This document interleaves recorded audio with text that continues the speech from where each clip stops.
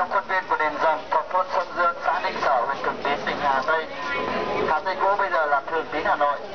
Ngôi đền này là nơi thờ thủy cung thánh mẫu. Như quý vị biết là người Việt Nam quan niệm rằng trên trời có mẫu Thường Thiên.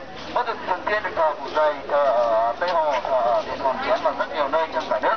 Mẫu Thường Ngàn thì được thờ ở Công Đồng, Bắc Lệ, Lạc Sơn, ở Đông Cung, Tuần Quán, Yên Bái. Còn mẫu Đệ Tam ngài thờ được ở rất nhiều nơi và đây là một trong những nơi thờ ngài. Và thưa quý vị, nói đến đền Rồng, ta biết đến đây là một trong ngôi đền gắn liền với lịch sử của dân tộc Việt Nam. Theo truyền thuyết thì vào năm 1285 trong cuộc kháng chiến quân Nguyên Mông lần thứ hai thì quân Vương nhà Trần đã kéo quân xuống đây để chặn đánh quân Nguyên Mông đi trên dòng sông Hồng này. Khi đến nơi đây thì trời đã sập tối. Dưới gốc đa này, Hưng Đạo Vương Trần Quốc Tuấn và các binh lính của mình đã buộc ngựa và nghỉ đêm ở đây.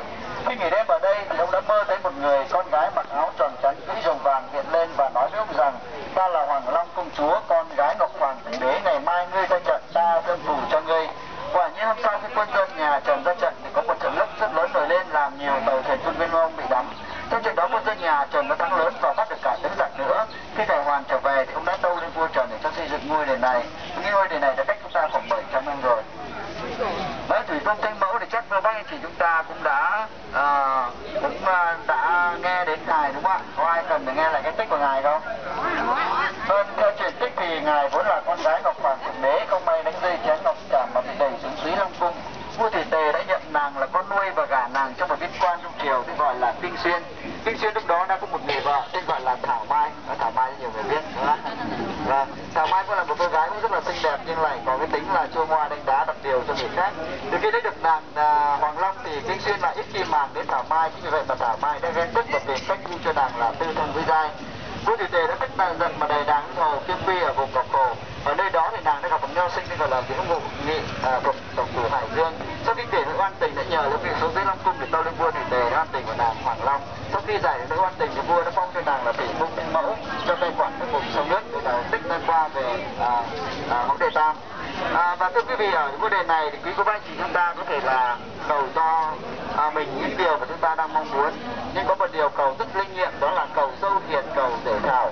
Nếu có bác anh chị nào trong cơ quan như là bảo tàng dân tộc học mà có anh chị nào mà anh nào đến 40 mà chưa lấy được vợ, chị nào mà muốn sắp sửa muốn lấy chồng đúng không? Hay là ở Melia mà có cô nào mà năm nay muốn năm quý tỵ này sớm muốn dựng gia đình, muốn có con bồng con bé đúng không? Hay là các cô bác anh chị khác ở trong đoàn nữa. Nếu như mà có anh chị nào mà muốn cầu tình duyên đó, cầu dâu hiền, cầu dễ thảo, thì sau khi thành tâm thắp hương lễ đền mẫu xong thì bác anh chị đi qua cái đa này, ở phía sau đây thì có ngọn cây không ạ? Đó là cây thị dâu hiền và dễ thảo. Nếu có bác anh chị nào muốn cầu thì nam ta đặt tay trái, gái ta đặt tay phải, ta cũng vào đấy 3 lần, ta đọc rõ họ tên những người mình cầu. Làm sao để cầu cho đông quý tỵ này họ có thật nhiều niềm vui.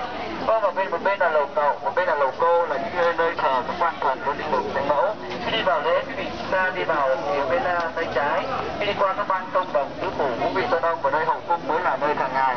Ở phía ngoài quý vị không cần phải bỏ dép, nhưng ở trong hậu cung quý vị chúng ta nên bỏ dép.